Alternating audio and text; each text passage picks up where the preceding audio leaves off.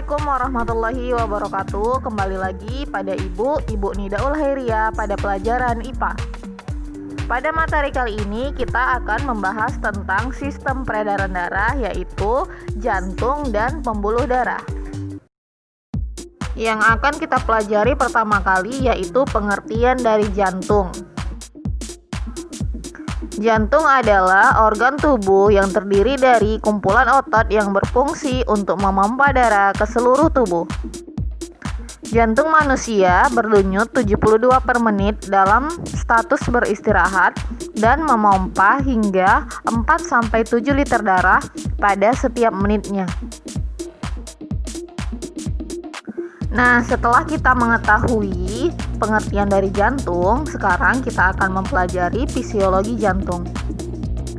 Jantung terletak dalam mediastinum di rongga dada.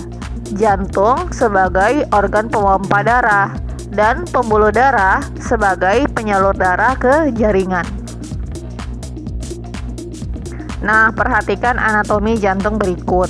Jantung terdiri dari 4 bagian utama, yaitu 2 atrium atau serambi dan 2 ventricle atau bilik. Nah, sebagai yang kita ketahui, jantung terdiri atas 4 ruang. Bagian atas 2 yaitu atrium atau serambi, yaitu ada serambi kanan dan ada serambi kiri. Kemudian ada ventricle atau bilik, ada bilik kanan dan ada bilik kiri. Nah, kemudian kita akan mengetahui fungsinya. Yang pertama itu atrium kanan, yaitu tempat penyimpanan darah dan sebagai penyalur darah dari vena-vena sirkulasi sistematik ke ventricle kanan atau bilik kanan. Yang kedua ada atrium kiri atau serambi kiri, yaitu menerima darah yang sudah dioksigenisasi dari paru-paru. Kemudian ada ventricle kanan atau bilik kanan, fungsinya untuk menerima darah dari atrium kanan dan selanjutnya disalurkan ke paru-paru. Kemudian ada ventricle kiri atau bilik kiri yang berfungsi sebagai menerima darah yang kaya oksigen, kemudian dipompa ke aorta dan organ-organ tubuh. Jadi ingat ya anak-anak ibu, atrium itu sama dengan serambi dan ventricle itu sama dengan bilik. Nah, anak-anak ibu, ada 4 katup jantung yang berfungsi mempertahankan aliran darah searah melalui bilik-bilik jantung. Bagian pertama ada antrioventricularis, memisahkan atrium dan ventricle. Bagian ini terbagi menjadi 2, yaitu tricuspidalis dan mitralis. Tricuspidalis yaitu terletak di antara ventricle dan atrium kanan, sedangkan bicuspidalis memisahkan antara atrium dan ventricle kiri. Katup yang kedua yaitu ada katup semilunaris yang memisahkan arteri pulmonalis dan aorta dari pelviker yang bersangkutan.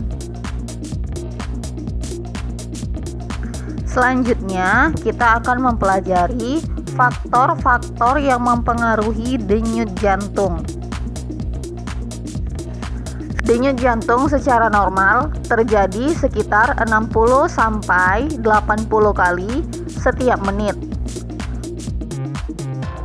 Adapun faktor yang mempengaruhi denyut jantung yaitu usia, jenis kelamin, jenis kegiatan, berat badan, dan kondisi kesehatan tubuh.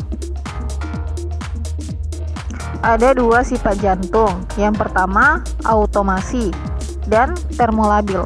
Automasi yaitu jantung melakukan fungsinya tanpa dipengaruhi oleh sel saraf. Dan yang kedua, termolabil yaitu jantung dapat berubah denyutnya karena dipengaruhi oleh suhu di lingkungan. Nah, untuk materi yang kedua, kita masuki tentang materi pembuluh darah. Pembuluh darah berfungsi untuk mengedarkan darah dari jantung ke berbagai organ dan jaringan pada tubuh. Ada 4 pembuluh darah. Yang pertama, pembuluh nadi atau pembuluh arteri. Yang kedua, pembuluh balik atau pembuluh vena. Yang ketiga, pembuluh kapiler. Dan yang keempat ada tentang peredaran darah.